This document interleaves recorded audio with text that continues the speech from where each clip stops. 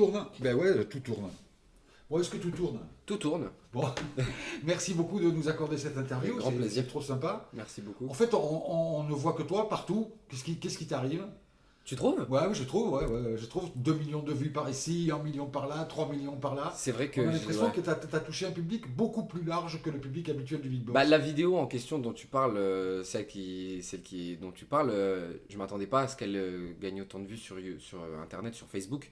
Notamment en quelques jours, elle a pris encore en une semaine ou deux, 2-3 millions de vues.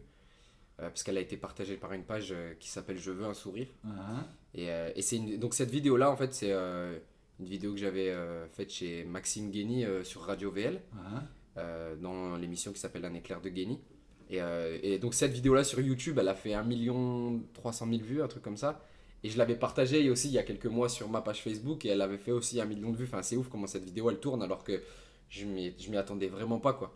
Parce que la qualité de son est pas extraordinaire. Je l'ai fait en 3 minutes en plus, alors que le morceau il dure entre 4 et 5 minutes en général. Mais je pense que c'est l'ambiance que les gens aiment, le côté spontané Absolument. et l'équipe est. Alors maintenant, il y a des gens qui vont te découvrir. MB14, Bonjour à tous. Tu nous dis un peu, tu ne viens pas de Paris, tu viens d'Amiens. Je viens d'Amiens en Et tu peux nous raconter un Hauts-de-France. peu ta life, comment tu es arrivé à qui tu es en fait. Alors, écoute, je m'appelle MB14, mon vrai prénom c'est Mohamed.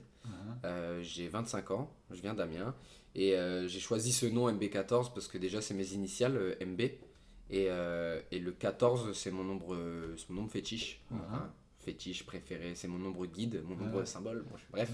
Et j'ai trouvé ce nom-là quand j'étais ado, parce que j'adorais jouer au foot. Et j'ai voulu faire comme Cristiano Ronaldo et Ronaldinho. Ils avaient pris leur numéro de maillot, enfin leur initiale, et ils y avaient accolé leur numéro de maillot. Et tu t'es dit c'est beau. Voilà, donc Cristiano c'était CR7 et Ronaldinho c'était R10. Et avec mon pote Christopher, on avait repris ce truc-là. Lui c'était CB7 et moi c'était MB14. Ça fait un moment que tu as découvert, que tu avais envie. D'abord, on va peut-être dire ce que c'est que le beatbox pour ceux qui ne savent pas. Ouais. Ton instrument, tu l'as sur toi, j'allais même dire que tu l'as en Je toi. l'ai toujours sur moi.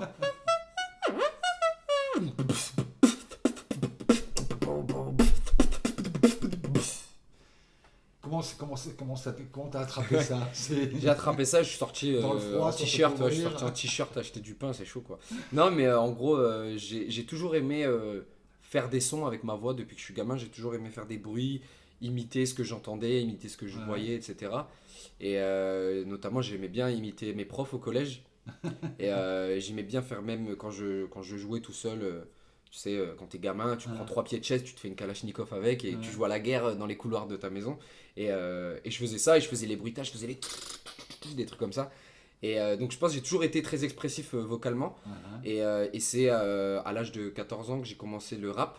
Enfin, que j'ai vraiment commencé à enregistrer des morceaux sur Audacity sur mon ordinateur, tu vois. Audacity, Et après le rap, m'est venu vraiment le beatbox. À l'âge de Mais c'est 15. quoi, t'as vu quelqu'un et tu t'es dit waouh, ça déchire, je veux faire pareil. En fait, j'avais découvert un groupe qui s'appelait Naturally Seven sur YouTube. Avant, je connaissais déjà le beatbox. Tu sais, le beatbox, il y a un truc, tout le monde sait ce que c'est à peu près. Donc, je connaissais le beatbox, mais j'en faisais pas. Pour moi, ça me paraissait impossible en fait. Et donc, j'ai découvert ce groupe qui s'appelait Naturally Seven, qui passait à la radio. Ils avaient fait une reprise d'un classique de Phil Collins dans le métro. Je sais pas si ça te dit un truc, cette Ouais, bien vidéo-là. sûr, je me souviens de la vidéo. En 2006, Elle tu avait vois. beaucoup tourné, Ouais, de ouf. Et en fait, il passait sur une radio qui s'appelle Skyrock, que tout le monde connaît. Donc, j'écoutais beaucoup. Ce morceau-là, je l'adorais. Et après, j'étais sur YouTube et je me suis intéressé à ce qu'il faisait. Et là, j'ai craqué, quoi. Mais il y a quelqu'un qui est venu te voir et qui t'a un pote et qui t'a dit alors voilà, les pieds de caisse, tu le fais Bah, comme alors, ça, les snares, tu le il y a- fais comme ça. j'ai- Comment ça se passe? c'est Comment moi- on apprend? C'est de moi-même, j'ai commencé à faire des petits bruitages au début. Je faisais des trucs comme ça, surtout à l'époque où Michael Jackson est mort, par exemple, ou juste un peu avant sa mort, je commençais à m'intéresser à ce qu'il faisait. Et vu que c'est hyper groovy, sa musique, tu vois, bah, ça me donnait envie de faire des trucs comme ça. Et donc après, c'est sur vraiment YouTube que j'ai beaucoup développé le truc. Mais aussi en parallèle, j'ai rencontré des gens qui en faisaient un peu. J'avais un pote qui s'appelle Marius au lycée, on était en première littéraire. Et un jour dans les couloirs, j'en faisais et il s'est ramené et lui aussi, il a commencé à en faire. Il m'a dit, ah, tu fais du beatbox aussi? Et il m'a fait des petits bruitages et tout. Et il m'a sorti ce son-là, le. Et quand il m'a sorti ça, j'ai dit putain, je veux l'apprendre, c'est ouf. Donc il m'a appris ce son-là. Et donc depuis, je m'en sers énormément. Et puis c'est un son très utilisé dans le beatbox en général. Alors il y a un lien entre les sons produits par le beatbox et par exemple les jeux vidéo. Bah ouais, parce que quand on est gamin, on est un peu éponge de tout ce qu'on entend et tout ce qu'on voit, Ouais. ne serait-ce que par le langage. Un enfant apprend le langage parce qu'il regarde les autres parler, parce qu'il entend les adultes parler. Donc je pense que c'est à peu près pareil pour les sons. Quand on est gamin, on est éponge de tout ce qu'on voit, tout ce qu'on entend. Donc quand tu joues aux jeux vidéo, il y a énormément de sons, il y a énormément de voix comme ça. Tu sais, il y a plein dans les jeux vidéo, il y a plein de personnages bizarres, des extraterrestres, des monstres. Excessives. Voilà, c'est ça. Et donc ouais, je pense que quand t'es petit, il y a un vivier de sons dans les jeux vidéo qui peuvent beaucoup inspirer, ou même les dessins animés. Dans les dessins animés, quand tu regardes, quand tu grandis avec Pokémon, tu vois ce que je veux dire, ça stimule quoi. Et je pense que moi, ça a beaucoup marché sur moi, les dessins animés, les jeux vidéo. Ça a commencé à beaucoup me nourrir de plein de sons différents. Même quand je jouais aux jeux, par exemple, je jouais beaucoup aux jeux de foot. Bah même comme tu parlais de musique tout à l'heure, de musique du phrasé, bah moi quand je jouais aux jeux vidéo de foot, même les phrasés des commentateurs de foot du jeu, je les connaissais à force, les phrases, les intonations. Ça faisait comment? Je sais pas, par exemple, je sais pas, il file vers le but, tu vois. Oh là là là là là là, quel but! Des trucs comme ça, tu vois. Et tu piquais tout ça. Ouais, et j'ai toujours été attentif aux voix, quoi, et aux sons et à ce que j'entendais. Alors, ce qui est très étonnant et qui explique peut-être pourquoi nous nous rencontrons aujourd'hui, c'est que je trouve ta manière d'utiliser le beatbox, parce que on peut dire que c'est aussi souvent utilisé comme une performance quasi sportive. Toi, tu Clairement, l'utilises c'est comme un respiratoire. musicien. Et un musicien qui aurait écouté beaucoup de choses. Et dans ce Ouais. que tu fais, j'entends à la fois du rap, bien sûr, du beatbox évidemment c'est la base, mais j'entends aussi par exemple du chant contre-ténor du Moyen-Âge. Clairement. J'entends des portées de voix qui sont très classiques. Comment tu as fait ta cuisine? D'où ça sort tout ça? Bah justement, c'est marrant que tu parles de cuisine parce que... Alors, bah déjà, je vais faire une digression, mais pour revenir au sujet, en fait, j'ai sorti un EP l'année dernière en novembre qui s'appelle Ambitus. Ambitus. Et justement, le mot Ambitus, c'est le mot qui me représente le plus et qui justement veut tout dire, dans le sens où bah, l'ambitus, c'est l'écart entre la note la plus basse et la note la plus aiguë d'un instrument. Et pour moi, il y a tout ce côté ouverture, spectre, dualité, il y a ce côté... d'ouverture en fait, c'est ça. Un Et grand terrain de jeu. Quoi. voilà, c'est ça. Et en fait, j'ai toujours aimé m'intéresser à plein de choses différentes et faire plein de choses différentes. Ouais. Et donc musicalement, je pouvais pas que me cantonner à un style de musique. Même si j'ai commencé par le rap et que j'adore le rap et que j'ai grandi là-dedans, bah, au bout d'un moment, je me suis beaucoup intéressé par exemple au reggae, je me suis beaucoup intéressé à la musique classique, au rock par exemple. Il y a une période où j'écoutais énormément de Phil Collins, tu vois. La musique baroque aussi. Musique baroque, ouais, enfin, pour moi, quand je dis musique classique, ça englobe D'accord. énormément de choses. Ça englobe les musiques liturgiques, les musiques baroques, la musique, je sais pas, même les musiques du monde. Pour moi, le classique, c'est vraiment une grande école, tu vois. Et donc, par exemple, j'adore les polyphonies corse, les chants. Comment ça? Je crois que c'est. Non, c'est pas les chants byzantins, non, c'est pas ça. Parce que ta passion, en fait, c'est tout ce qui se rapproche de près ou de loin à la voix. Bah, il y a, ces expressions. déjà, et ensuite, il y a un côté sacré aussi dans la musique que j'aime beaucoup. Et le sacré, quand tu regardes, c'est beaucoup des musiques vocales, tu vois. Par exemple, les polyphonies corses, bah, ou en fait, j'ai pas les noms exacts des styles que j'aime, mais je sais que je kiffe. Par exemple, j'ai découvert il y a pas longtemps le chant araméen. Ouais. Et j'adore ça, tu vois. Enfin, j'ai vu 2-3 vidéos sur Et YouTube donc, et tu je te dis, kiffe tiens, ça. ce son-là me plaît. Bah, ce que j'aime par exemple, c'est que tu remarques souvent que dans les musiques antiques, peu importe les cultures et peu importe les religions, tu as toujours un espèce de bourdon. Ouais. Et après, tu as des gammes différentes. Et j'adore ça, ça me La musique ça tonale. me transcende. Ouais, c'est ça. Je crois que c'est tonal. Ouais. Et avec les modes et tout, je crois que c'est ça. Ouais, Où il n'y a c'est pas ça. forcément d'accord Non, c'est du fonda modal. tierce quinte, mais Modal, voilà, ouais. et ben ça me touche de ouf. Et voilà, donc j'ai toujours aimé beaucoup de styles différents. J'aime bien aller de très grave à très aigu parce que pour moi, pour être musicien, c'est important de maîtriser toutes les plages de fréquences. Bien sûr. Parce que si tu te cantonnes qu'à de l'aigu, du coup, tu Ouais. manques de basse. Et surtout pour un beatboxer, quand t'as pas d'instrument, c'est très important de savoir maîtriser tous les types de sonorités, toutes les notes pour avoir un spectre complet qui puisse vraiment toucher entièrement, tu Tu vois. fais aussi tu mets dans ta sauce, tu mets un peu de piment oriental. Ah, j'adore. Bah, moi, je suis algérien portugais d'origine. Ouais. Donc j'ai grandi avec Ça s'entend. j'ai grandi avec une famille Musique. algérienne, musulmane, tu vois. Ouais. Je suis pas pratiquant de la religion, mais du coup j'ai appris l'arabe un peu quand j'étais petit. Je parle pas couramment, mais je connais pas mal de mots, des choses comme ça. J'ai appris même une ou deux sourates du Coran, tu vois. Et donc le fait d'apprendre l'arabe très jeune, ça m'a ouvert même des portes au niveau de la phonétique. Ah oui. Tu vois, il y a des syllabes qu'on n'utilise pas en français comme le ha, le kha, le a. Tu vois, tous ces Ça, trucs-là pour un qu'on Français, utilise c'est- en arabe. Et donc ça aussi, ça m'a donné des facilités ensuite en espagnol, parce que j'ai appris l'espagnol au collège aussi, comme tout le monde, tu vois. Et enfin, comme beaucoup de gens. Et donc j'ai eu des facilités aussi au niveau de la prononciation. Ce qui fait qu'aujourd'hui, j'ai pas de mal à reprendre une chanson en anglais ou même une chanson en espagnol ou des bouts de phrases en arabe ou des choses comme ça. Euh, Grâce à cette ouverture-là très tôt en fait à l'usage de la voix, tu vois. Je pense que c'est ça, le fait d'apprendre l'arabe aussi, ça m'a Ça t'a enrichi. ouvert encore plus. Voilà. Ouais, voilà. Qui c'est qui a inventé le beatbox? On peut dire ça a commencé à telle époque avec tel mec ou c'est plus. Mais je sais pas, il y a quelqu'un qui a inventé le terme de human beatbox. C'est un mec qui s'appelle Dougie Fresh dans les années 80, début des années 80 aux États-Unis. Mais est-ce qu'il y a des traces de Bah, musique tu vocale sais, percussive bah comme oui, ça carrément. J'ai vu une vidéo en 1938, je crois. Hein. Dans les années entre 1930 et 40, je sais plus, j'ai pas la date exacte de la vidéo, mais il me semble que c'était 1938, où tu vois un mec qui imite la contrebasse, il fait tum, tum, tum, tum, tum, tum, tum, tum. Et t'as les mecs derrière qui sont là. Tu vois ce que je veux dire? Donc en soi, le fait d'imiter la voix, les instruments avec la voix, c'est pas nouveau. Même Brassens, dans certains morceaux, il le fait. Il fait. Brassens, il fait Tu ça sais, dans un de ses morceaux, tu vois. Ouais, bien sûr. Donc Ouais. c'est ça qui est. C'est que voilà, c'est humain, tu vois. Je pense que de tout temps, les humains ont imité.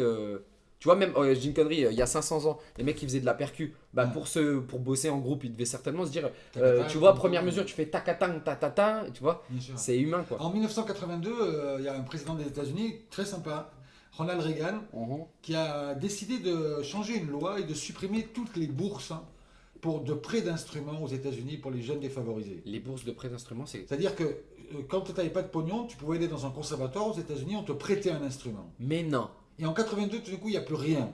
Donc, où tu as de la thune pour tu t'acheter. pouvais faire ça? Ouais.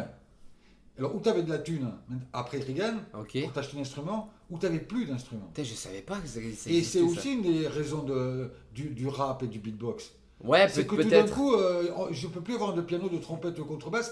Comment est-ce que je fais? Peut-être. Je connaissais pas ce truc-là. Je savais que le beatbox et le rap aussi, c'est une musique de la rue. C'est une musique aussi socialement qui vient d'un milieu assez pauvre quand même.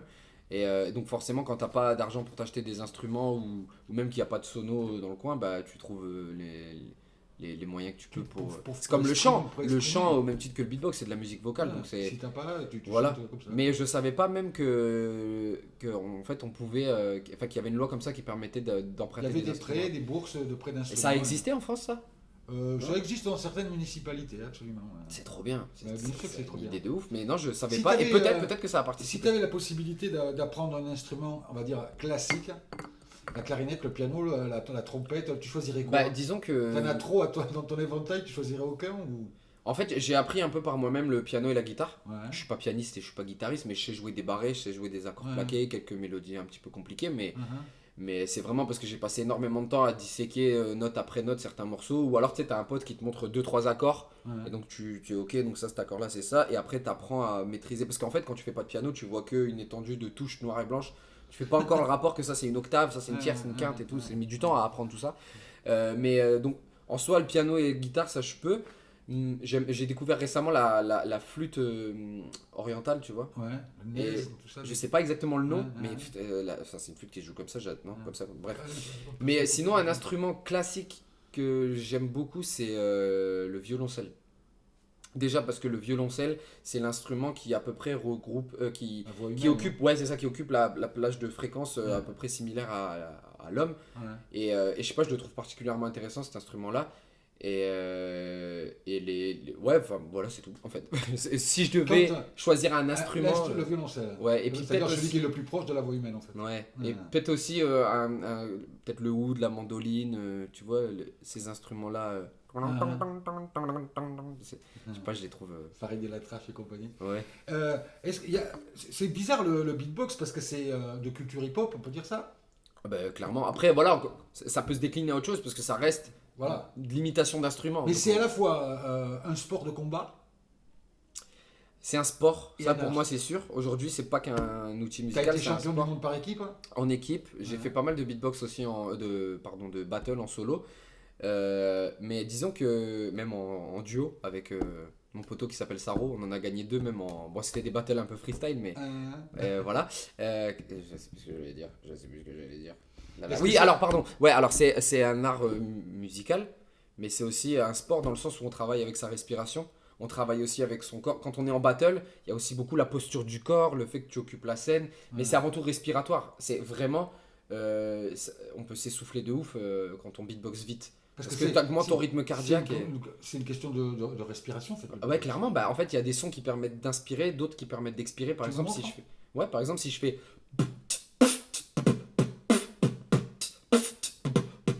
Tous les sons que j'ai fait, j'expire. Et à contrario, tu as des sonorités qui permettent d'inspirer et qui, du coup, si tu les mêles à d'autres sonorités, tu peux faire un roulement où tu inspires et t'expires. Par exemple, si je fais.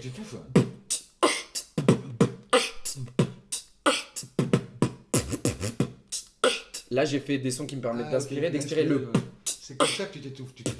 Ouais, c'est ça. Et en faisant, c'est en maintenant un équilibre d'oxygénation que tu peux. C'est une respiration en fait. Voilà, tu peux beatboxer pendant des heures, quoi. Dans le travail des jeunes artistes comme toi, les réseaux sociaux sont très importants. Hyper important. Hyper important.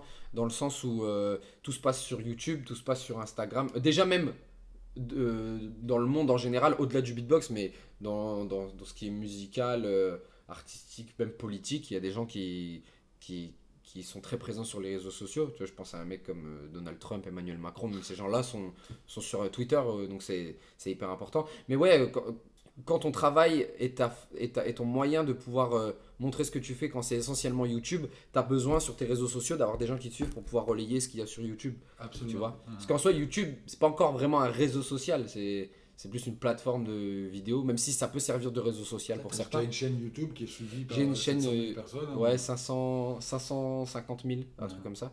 Et donc j'en suis très heureux, mais Instagram et Facebook, ça permet, surtout Instagram, je me sers beaucoup d'Instagram, ça permet aussi aux gens de savoir où je suis, ce que je fais, Bien sûr. etc. Parce qu'il y a des gens qui vont sur YouTube regarder mes vidéos, mais qui vont pas forcément savoir ce que je fais de ma vie, de ma vie artistique. Bien sûr. Alors que sur Instagram, je mets beaucoup de photos. Par exemple, moi, j'ai participé à tel battle, j'ai été jugé tel battle, j'ai fait ça. Quand tu es dans une soirée comme ça avec des gens et qu'on te dit tu fais quoi dans la vie, tu dis musicien ou je dis je fais du beatbox. Et après. Ça t'arrive, les gens qui te disent du quoi? Ouais, il y en a qui. Bon, c'est quand même de plus en plus connu, mais. Les gens qui me connaissent pas, ouais, des fois quand je leur dis beatbox, ils font ah et t'arrives à en vivre ou... Et donc j'explique mais j'évite de parler directement de The Voice parce que parce que c'est tout. Ouais, parce mais que ouais, non, je dis que j'en vis, que je fais des concerts, des moi vidéos. Je te fais une interview, je t'en ai même pas parlé de The Voice. Non, mais c'est pas mal. Mais quand je dis ça, je suis très fier d'avoir fait The Voice, il y a pas de souci, mais c'est que il y a des gens peut-être qui me connaissent de The Voice mais qui savent pas forcément ce que je fais. Or il y a des gens qui connaissent mais qui savent même pas que j'ai fait The Voice. Il y a des gens qui m'ont découvert sur YouTube et ils savaient pas que je faisais The Voice. Et ils m'ont découvert après en vraiment regardant beaucoup de vidéos. Pour finir, tu as un grand projet, tu as une chose qu'ont réclamé beaucoup des gens qui te suivent. J'ai regardé sur internet. Tu sais, c'est après le Minitel, tout ça, c'est internet, tout ça, je regarde même. Télégraphe aujourd'hui. Ils te disent alors l'album sort quand? C'est vrai qu'on m'a pas mal demandé cette question. J'ai sorti un EP. Donne-nous des nouvelles, tu as sorti Orbitus donc, en novembre 2018. Et là maintenant, c'est quoi je travaille sur un album pour le coup. Avec des compositions? Avec des compos, peut-être qu'il y aura une ou deux reprises qui vont traîner dedans, mais j'en suis même pas sûr. Parce que le but, c'est que maintenant, j'ai vraiment aussi envie de montrer une large étendue, encore plus large que l'EP, de ce que je peux faire. Par exemple, dans l'EP, il n'y a pas de musique reggae, alors que j'adore le reggae. Il y a plein de pans de la musique que j'ai envie d'explorer dans mon truc. Et surtout, j'ai envie de mettre un peu plus de rap français. Il y aura plus de rap français dans l'album que dans l'EP. Dans l'EP, il y a un morceau de rap français. Et tu rappes en anglais d'habitude, non? Je rappe en anglais d'habitude, mais là, j'ai vraiment envie de toucher le public français en termes de rap, tu vois, parce que j'adore le rap et je pense que ouais, c'est un défi personnel aussi. Il y a les deux, il y a le fait que j'adore le rap et que j'ai vraiment envie de rentrer dans ce monde-là en France, et surtout j'ai envie de montrer aux gens que je sais faire du rap, et surtout aussi j'ai des trucs à dire, tu vois. Tu t'as déjà le titre de l'album? J'hésite entre Animus, Janus ou Vox Ambitus. En C'est-à-dire fait, ce serait peut-être une c'est de la continuité de musique l'EP. baroque que tu fais. Bah, en fait, j'adore la connotation latine parce que ça parle vraiment d'histoire, tu vois. Enfin, pour moi, il y a vraiment une dimension et c'est aussi le rapport avec le mot ambitus, c'est qu'il y a le côté passé et présent et j'adore l'histoire. Je suis pas spécialiste, mais j'adore ça. J'adore regarder des reportages sur l'histoire. Ouais. J'adore quand je découvre un personnage historique, lire sa biographie, des trucs comme ça, tu vois. Ouais. Ça m'intéresse beaucoup. Et donc, vraiment, j'aime bien le mot latin, le côté latin qui rappelle l'histoire, tu vois. Et aussi, Janus, pour le coup, si je l'appelle Janus, c'est dans le sens où Janus, c'est une créature divine, enfin, une créature mythologique à deux À deux faces. faces. Et c'est aussi, j'ai regardé un peu le symbole de Janus, c'est, je crois, le passé. Mhm. Enfin, il y a toute une notion Qui regarde à la symbolique. fois le passé et l'avenir. Ouais, voilà, c'est ça. Et puis il y a le côté aussi où chacun a une part d'ombre et tu vois, c'est toute une symbolique que je vais peut-être explorer. Mais je suis pas encore sûr de comment je vais l'appeler, mais voilà, ça sera soit Animus, soit Janus, soit Vox Ambitus. Mes deux dernières questions. Mhm. Ça te fait quoi d'être interviewé par un mec qui a presque 35 ans de plus que toi? Bah écoute, ça me rassure parce que j'ai envie de grandir comme toi. Dans le sens où C'est cool. je me dis j'ai 25 ans et j'ai déjà, je me sens déjà pas vieux, mais en fait dans ma tête je suis toujours adolescent plus ou moins, tu vois. Mon âme ne vieillit pas et pourtant je vois mon corps changer. Je vois que je réfléchis autrement, je vois que j'ai des sensations différentes, je sais pas comment expliquer. Et j'ai beaucoup peur du temps, j'ai beaucoup peur de vieillir, j'ai beaucoup peur. Je suis déjà conscient qu'un jour je vais mourir en fait. Même si j'ai que 25 Je ans, te le confirme. et ça me travaille déjà beaucoup. Et je me dis aussi, surtout, la période entre tes 20 et tes 50, on va dire entre tes 20 et tes 50 ans, c'est vraiment la période où tu vas sculpter ta vie, quoi. C'est là que tout se passe. Si tu. Enfin, je sais pas comment expliquer. Ça veut pas dire que tout s'arrête, mais dans le sens où là, j'ai 30 ans pour vraiment réaliser tous mes rêves et T'approcher de ce que tu veux faire. voilà, faire exactement ce que j'ai envie de faire de cette vie. Parce qu'il y a un moment où justement la courbe va s'inverser et je sais que je vais mourir et je suis hyper intéressé par ce sujet-là, tu vois. Et du coup, quand je vois ta fraîcheur et ta curiosité, ton sourire, quand je vois ce que tu dégages, je me dis, parce que bon, j'ai des exemples autour de moi qui montrent que la vie est très difficile et qu'arrivé à un certain âge, tu peux te faire Tu rattraper peux par, abandonner, ouais. par tes déceptions, tes erreurs, les malheurs qui peuvent t'arriver Mais dans tu la sais, vie. tu Et sais, tout. mon secret, il n'est pas compliqué. C'est que je fréquente beaucoup de jeunes artistes. Ouais, ok. Et puis tu fais peut-être ce que t'aimes aussi. Ouais, Ça ouais, aide c'est- certainement aussi à garder une fraîcheur d'âme, tu vois. Ma dernière question, elle est rituelle dans cette chronique. Mhm. Est-ce que tu aimes danser? Honnêtement, non. J'aime pas danser dans le sens où déjà je suis nul. En fait, c'est pas que je suis nul, c'est que si, je suis nul. En fait, ça dépend. J'ai des moments où je suis pas à l'aise avec mon corps, je suis pas à l'aise de danser, je ressens pas grand chose. Et il y a des moments, mais c'est très rare, où je vais être pendant une soirée, il va y avoir du hip-hop et je vais danser de ouf, je vais me lâcher de dingue, je vais faire des mouvements, des trucs rythmiques et tout. Mais fondamentalement, je suis pas. Peut-être que si je m'y intéressais vraiment et que comment dirais-je, si je me réconciliais avec mon corps et avec mes complexes, tu vois, peut-être que déjà ça m'ouvrirait une porte et où je me laisserais aller à danser. Et du coup, si je me laissais aller à danser, que je travaillais ça, peut-être que je pourrais être bon. Mais sinon, fondamentalement, aujourd'hui, je suis pas un danseur, quoi. J'aime pas danser, j'aime pas les boîtes, j'aime pas les. Je sais pas, j'aime pas, quoi. Mais qu'est-ce que ça fait de ne pas aimer danser et de faire danser? Parce que ta musique, elle fait danser, elle est irrésistible. Bah, justement, je suis pas quelqu'un qui fait vraiment danser tant que ça. Ah bon? Ouais, je trouve. Il y a des gens qui dansent parfois sur ce que je fais, mais c'est pas mon but premier de faire danser les gens. Ok. Mon but, c'est plus une expérience sonore, tu vois. De faire Plus un voyage, voyager, voilà, c'est ça. Et leur mettre des images dans la tête parce que dans la musique, il y a un côté un peu illusion auditive. C'est-à-dire qu'ils entendent un truc, mais qui est physiquement pas là. Quand ils entendent une trompette qui est pas là, tu vois. Et j'aime bien jouer à ce côté-là, un peu magicien, mais sinon, non, ou en tout cas, pas pour l'instant. J'ai pas encore exploré ce truc-là de faire danser les gens. Pour moi, c'est quand même un sacré défi de faire danser les gens. Et j'y ai réussi des fois, tu vois. J'ai réussi à faire danser des gens parfois dans une soirée. Je fais un morceau et vraiment ils s'enjaillent et tout. Ça arrive quand même. Mais c'est pas le plus gros de ce que je fais. En tout cas, merci. Merci à toi. Bravo, continue, lâche rien. Et, Merci c'est beaucoup. magnifique J'espère ce tu que fais. mes réponses étaient pertinentes et intéressantes. J'espère. C'est les téléspectateurs qui le diront. Ouais. Merci À vos beaucoup. commentaires. À vos commentaires.